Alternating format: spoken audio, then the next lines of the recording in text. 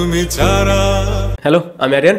দাগির প্রথম রোমান্টিক গান একটুখানি মন কেমন ছিল? এই গানটা এক্সট্রাঅর্ডিনারি কোনো কিছু হয়নি, আবার খুব বেশি খারাপ হয়েছে এরকমও নয়। এটা একটা ঠিকঠাক গান। গানের অডিও ভার্সন নিয়ে যদি বলি, গানটাতে ভয়েস দিয়েছে তাহসান খান এবং মাশা। তারা দুজনেই গানটা বেশ ভালো গেয়েছে। গানের লিরিক্স বেশ ভালো, গানের মিউজিক সফট। বাট এই গানটা যে আমি রিপিটেড শুনবো, গানটা ভাইরাল হবে, গানটা বিগ হিট হবে, এরকম নয়। সুরঙ্গতে যে গানটা ছিল সেই গানটা কিন্তু রিপিটেড শোনার মতন ছিল। বাট এই গানটাকে আমি খারাপ বলছি না, ঠিকঠাক একটা গান। বাট দর্শক রিপিটেড শুনবে, মনে রাখবে, এরকম কোনো কিছুই মনে হয়নি। এবার যদি বলি এটার ভিডিও ভার্সন নিয়ে, দেখেন এই গানটা পুরো ভার্সনটি তারা ড্রপ করেনি, পুরো গানের 1 মিনিট 44 সেকেন্ড ড্রপ করেছে। এটার রিজন হতে পারে যেহেতু এই যে রোমান্টিক গানটা, এই গানটা আই থিঙ্ক সিচুয়েশন বেস। এই ধরনের গানের ক্ষেত্রে এক্সট্রা লোকেশনে গিয়ে এক্সট্রা ভাবে শুট করা হয় না। এই গানের যতটুকু ফুটেজ দেখতে পাচ্ছেন সেটা কিন্তু গল্পের সাথে কানেক্টেড, সেটা কিন্তু সিনেমারই অংশ,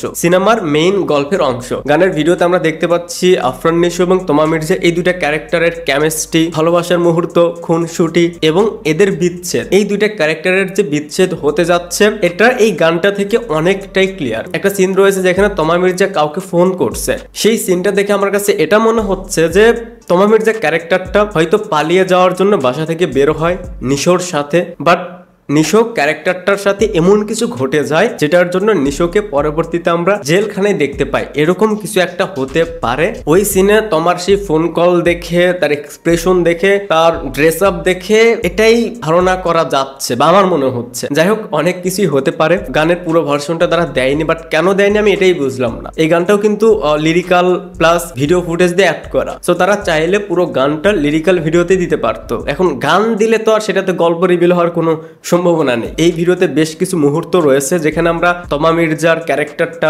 নিশোর ক্যারেক্টারটাকে কান্না করতে দেখি এবং সেই জায়গাগুলোতে তাদের পারফরমেন্সটা কিন্তু খুবই ভালো, স্পেশালি তোমা মির্জার ক্যারেক্টারটা। এছাড়া এটার ভিজুয়াল, সিনেমাটোগ্রাফি এটা খুবই সিম্পল রাখা হয়েছে। ওভারঅল এটা একটা ঠিকঠাক গান। পুরো গানটা দিলে হয়তো তখন আরেকটু ভালো লাগা কাজ করতো। গানে আরেকটা সিন রয়েছে যেটা অনেকটাই ফেক লেগেছে, যেখানে ঠেলা গাড়ি না ভ্যান গাড়ি, সেখানে আগুনের যে সিনটা যখন লং শট থেকে আমরা টিজারে দেখেছিলাম সেটা বেশ ভালোই ছিল, বাট যখন আমরা এই গানে ক্লোজ শট থেকে দেখতে পাচ্ছি সেই আগুনের সিনটা, সেটা কিন্তু অনেকটাই ফেক মনে হচ্ছে। যে গ্রিন স্ক্রিনে থাকে না যে ফায়ার, আগুনের সেই ইফেক্ট গুলো, সেটাই জাস্ট মনে হচ্ছিল যে বসিয়ে দেওয়া। যাই হোক, এই ছিল ওভারঅল গানটা নিয়ে আমার ওপিনিয়ন। আপনাদের কাছে কেমন লেগেছে দাগির প্রথম রোমান্টিক গান একটুখানি মন, সেটা অবশ্যই কমেন্টস জানাবেন। ভিডিওটা দেখার জন্য অসংখ্য ধন্যবাদ। বাই।